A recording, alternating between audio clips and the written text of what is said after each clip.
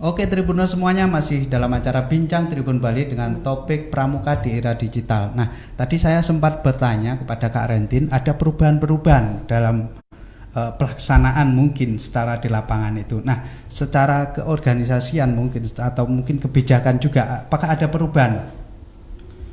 Di masa kepengurusan Korda Bali 2019-2024, sesungguhnya kita sudah mengakomodir, di mana ketika pengurusan yang lama hanya 4 wakil ketua, ulangnya ada 5 wakil ketua, sekarang menjadi 6. 6 itu tambahannya adalah wakil ketua yang menangani khusus bidang inovasi, kreativitas, dan termasuk berbagai kegiatan yang kita akomodir yang sifatnya digitalisasi.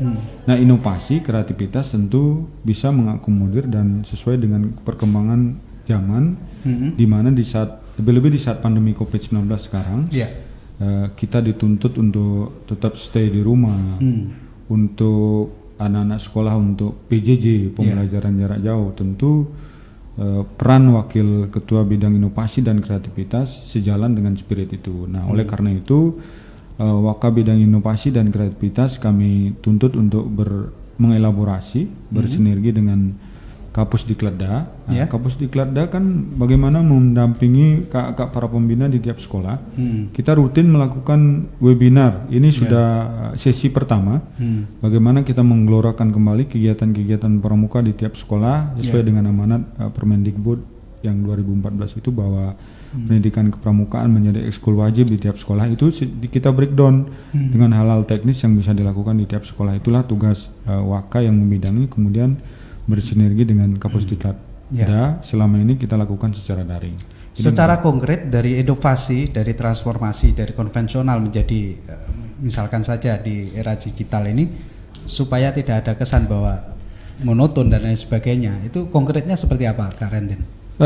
Optimalisasi pemanfaatan IT. Satu, era digitalisasi, jika selama ini yang namanya media sosial mungkin tidak seoptimal, tidak semasif yang ada sekarang, kita sekarang memasifkan dan mengoptimalkan itu. Termasuk juga yang sifatnya internal kami di kepengurusan, kita memanfaatkan yang namanya WA group, kemudian berbagai sarana dan prasarana komunikasi lainnya, termasuk bagaimana kita lebih-lebih dalam sejalan menaati yang menjadi himbauan pemerintah melalui gugus tugas tentang protokol kesehatan, untuk sedapat mungkin mengurangi yang namanya tatap muka. Apa yang disampaikan oleh DKD tadi, melakukan Siparda secara konvensional dikurangi secara kapasitas. Kami pun baru saja menyelesaikan Rakerda. Jadi kami atur dengan 2 pola tatap muka terbatas, dicatat itu terbatasnya, karena terbatas yang dimaksud berdasarkan kapasitas. Ketika kapasitas ruangan mungkin 100, maksimal 50% dari total kapasitas ruangan itu yang kita bolehkan hadir. Sisanya adalah kita lakukan secara virtual. Ini Astungkaro bisa berjalan dengan baik, bersama dengan kakak perandalan yang ada, sehingga menghasilkan sebuah dokumen penting bagi kami bagaimana kegiatan yang sedang berlangsung di 2020, kemudian apa kira-kira yang akan kita lakukan untuk di 2021. Oke, terima kasih Kak Rentin. Kak Dayu, jadi mungkin juga dari teman-teman dari DKD itu kan sering juga ke daerah gitu. Kira-kira ada masukan nggak soal ada perubahan dari transformasi, katakanlah dulu katakan tingkat berkemah dan lain sebagainya. Ada nggak masukan-masukan? Oh, seharusnya kita melakukan kegiatan ini gitu supaya tidak ketinggalan dengan perkembangan zaman itu. Jadi kalau misalkan di Bali itu kan ada 8 kota dan 8 kabupaten 1 kota gitu ya. Sedangkan kalau di luar kan bisa 34, 36 gitu. Mungkin banyak sih hal-hal yang harus kita pelajari dari teman-teman kita di luar gitu ya. Salah satunya itu adalah menggunakan IT gitu. Mungkin apa yang sudah disampaikan Kak Rentin tadi, bahwasannya mungkin kalau tidak ada pandemi kita nggak nge-push di media sosial gitu, karena pramuka itu kembali lagi terlalu di lapangan ya. Jadi otomatis di kondisi sekarang ini banyak hal yang harus kita laksanakan. Salah satunya adalah mengaktifkan pramuka itu di media sosial gitu, ngasih tahu ke orang-orang bahwa pramuka itu bukan hanya berkemah, bukan hanya berjemur, bukan hanya baris berbaris, tapi ada banyak hal yang bisa kita lakukan. Salah satu contohnya di 2023 nanti itu ada Jambore Dunia yang akan dilaksanakan di Korea Selatan. Kalau misalkan kondisinya sudah membaik ya seperti itu. Jadi sebenarnya di Korea Selatan pun ada juga orang pramuka gitu. Bahkan 2017 kemarin sempat datang ke Bali seperti itu. Jadi kalau misalkan Tribuners merasa bahwa pramuka masih monoton, mungkin harus main ke Kuarda Bali biar tahu gimana sih kepramukaan sekarang ini, seperti itu sih kalau dari saya. Kalau yang lain mungkin kalau di daerah-daerah, kalau ngomongnya Bali berarti kan kita harus juga melihat di daerah-daerah. Nah, kegiatan di teman-teman di daerah itu seperti apa?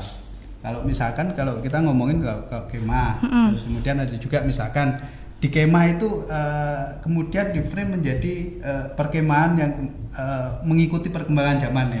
Salah satu contoh seperti apa? Mungkin ada inovasi itu. Oh ya, salah satu contoh kegiatan itu adalah kalau misalkan dulu kan mungkin lombanya tentang baris berbaris, semapur dan lain sebagainya. Tapi 2017 kemarin sudah mulai ada perkembangan di mana kita membuat sebuah videografi. Jadi dari masing-masing tapak perkemahan itu kayak ngevlog gitu loh. Jadi kayak ngasih tahu apa sih kegiatannya selama di bumi perkemahan, mulai dari bangun tidur, di mana bangun tidur juga kita diatur kan. Jam 5 sudah harus bangun, harus senam, bersih-bersih dan lain sebagainya. Jadi itu menjadi salah satu dokumentasi kita sih, karena kalau dulu kan mungkin di kepanitiaan aja yang dokumentasi, tapi sekarang dari peserta sendiri juga melaksanakan dokumentasi yang nantinya itu akan dilombakan seperti itu. Itu kan salah satu dokumentasi, salah satu cara juga kita selaku pramuka memanfaatkan teknologi gitu sih. Berarti bukan tidak mungkin di bumi perkemahan itu ada lomba ngevlog ya? Oh, enggak. Ya. pasti ada gitu. Dulu kan fotografi gitu kan, kita harus foto apa sih kegiatan-kegiatan. Sekarang kayak ngevlog gitu kan, karena sekarang kan teman-teman udah banyak yang nonton YouTube dan lain sebagainya. Jadi itu salah satu cara kita untuk menarik perhatian orang-orang untuk bisa tahu, oh pramuka ternyata aktif juga di media sosial gitu sih. Kak Rentin, kemarin kan sempat ada pesan lah bisa dibilang seperti itu dari Presiden Jokowi. Ada 2 pesan yang kemudian disampaikan ketika upacara Hari Pramuka. Baca berita selengkapnya di www.tribunbali.com. Baca juga koran Tribun Bali, dan jangan lupa follow, like, komen, dan share Facebook, Instagram, dan YouTube Tribun Bali.